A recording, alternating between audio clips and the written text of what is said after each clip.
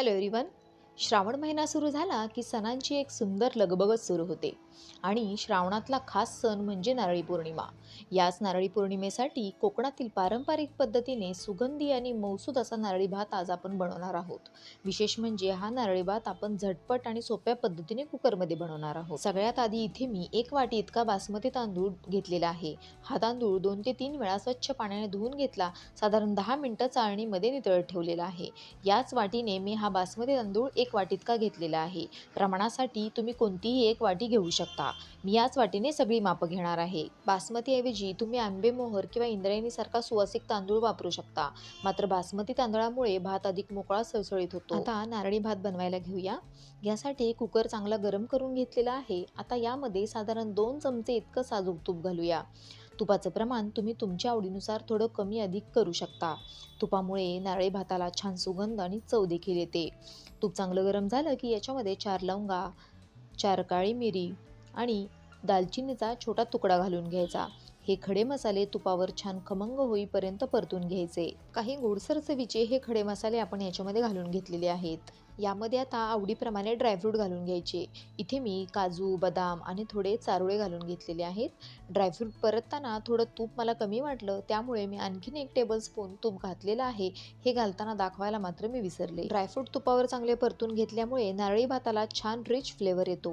आता याच्यामध्ये आपण भिजवून निथळून ठेवलेला सुगंधी असा बासमती तांदूळ याच्यामध्ये घालून घ्यायचा आहे. आता हा तांदूळ तुपावर 2 ते 3 मिनिटं छान परतून घ्यायचा. तांदूळ तुपावर परतल्यामुळे याला छान खमंग असा सुगंध येतो. तांदूळाचा प्रत्येक दाणा तुपाने माखला जातो आणि शिजल्यानंतर भात मोकळा सळसळीत होतो. हा तांदूळ गॅसच्या मंद आचेवरच आपल्याला चांगला परतून घ्यायचा आहे. तांदूळ मंद आचेवर परतल्यामुळं काय होतं, तर तांदळाचा प्रत्येक दाणा तुपामध्ये व्यवस्थित भाजला जातो. तांदूळ चांगला सुटसुटीत होईपर्यंत मी परतून घेतलेला आहे. आता याच्यामध्ये बरोबर 1 वाटी इतका ओल्या खोबऱ्याचा खव घालून घ्यायचा आहे. इथं खोबरं मी खवून घेतलेलं आहे. तुम्ही खिसून देखील घेऊ शकता. खवलेलं ओलं खोबरं तांदळाबरोबर साधारणपणे 1-2 मिनिट मंद आचेवर परतून घ्यायचं. यामुळे खोबऱ्याचा स्वाद तांदळामध्ये चांगला मुरतो आणि भाताला नारळाची चवही छान येते. ओलं खोबरं परतताना त्याचा छान सुगंध यायला लागला आणि त्यातला ओलसरपणा कमी होऊन खोबरं थोडं कोरडं दिसायला लागलं की समजायचं खोबरं छान परतून झालेलं आहे. खोबरं छान परतून झालेलं आहे. आता यामध्ये 2 वाटे इतकं गरम पाणी घालायचं आणि इथे एक गोष्ट लक्षात ठेवा, पाणी गरमच असायला हवं. थंड किंवा साधं पाणी अजिबात वापरायचं नाही. हे सगळं व्यवस्थित मिक्स करून घ्यायचं. आता यामध्ये 1 वाटी बारीक किसलेला गूळ घालून घ्यायचा. गूळ घातल्यानंतर तो व्यवस्थित विरघळून सगळं एकजीव होईपर्यंत आपल्याला मिक्स करून घ्यायचा आहे. गुळाऐवजी साखर वापरली तरी चालते, पण आमच्याकडे ना कोकणात नारळी भात हा पारंपरिक पद्धतीने गुळापासूनच केला जातो. साखरेपेक्षा गुळाची चव भाताला अगदी खास लागते आणि महत्त्वाचं म्हणजे साखरेपेक्षा गुळ हा आरोग्याच्या दृष्टीने अधिक चांगला आहे. यामध्ये आता अगदी थोडंसं मीठ घालून घ्यायचं. गोड पदार्थामध्ये मीठ घातल्यामुळे गोडवा अधिक खुलतो आणि पदार्थाची चव आणखीन छान लागते. यामध्ये आता कोमट दुधामध्ये भिजवून ठेवलेलं थोडंसं केसर घालायचं. साधारण 15 ते 20 मिनिटापूर्वी कोमट दुधामध्ये मी चिमूटभर केसर भिजत घातलेलं होतं. केशरामुळे नारळी भाताला छानसा सोनेरी रंग तर येतोच आणि त्याचा सुगंध आणि चवही आणखीन खुलून येते.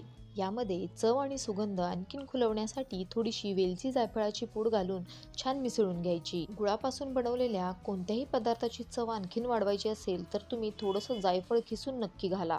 तुमच्याकडे केसर नसेल तर खाण्याचा जिलेबीचा रंग असतो ना पिवळा, तो वापरला तरीही चालेल. मिश्रणाला उकळी आली की कुकरला झाकण लावून घ्यायचं आणि बारीक ते मध्यम गॅसवर 2 शिट्ट्या करून घ्यायच्या आहेत. अगदी कमी वेळात हा नारळी भात कुकरमध्ये तयार होतो. नारळाचा भरपूर स्वाद आणि वेलची जायफळाचा सुगंध यामुळे साधा वाटत असला तरी हा खायला खूपच छान लागतो. इथे कुकरच्या 2 शिट्ट्या झाल्यात. आता झाकण उघडूया. पहा किती छान तयार झालाय नारळी भात. मस्त फुललाय आणि वरून नारळाचा छान सुगंध देखील येतोय. भात अजून खूप गरम आहे. अगदी हलक्या हाताने हा भात आपण मिक्स करून घ्यायचा आहे. कोकणामध्ये नारळी भात बनवायची पद्धत अगदी साधी आणि सोपी आहे. कोकणातल्या घरचा नारळी भात म्हणजे ताज्या नारळाचा सुगंध, गुळाची गोडी आणि साजूक तुपाची चव.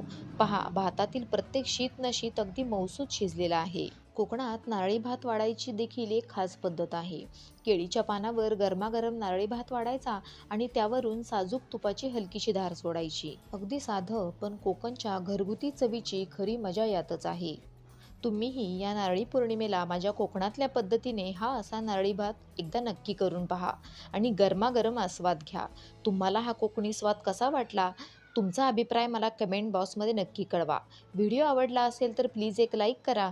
तुमच्या मित्रमैत्रिणींसोबत, नातेवाईकांसोबत जास्तीत जास्त शेअर करा आणि माझ्या किचन अँड मच मोर या चॅनलला सबस्क्राईब करा. चला तर मग भेटू अशाच नवनवीन पारंपरिक आणि प्रमाणबद्ध रेसिपींसोबत. धन्यवाद.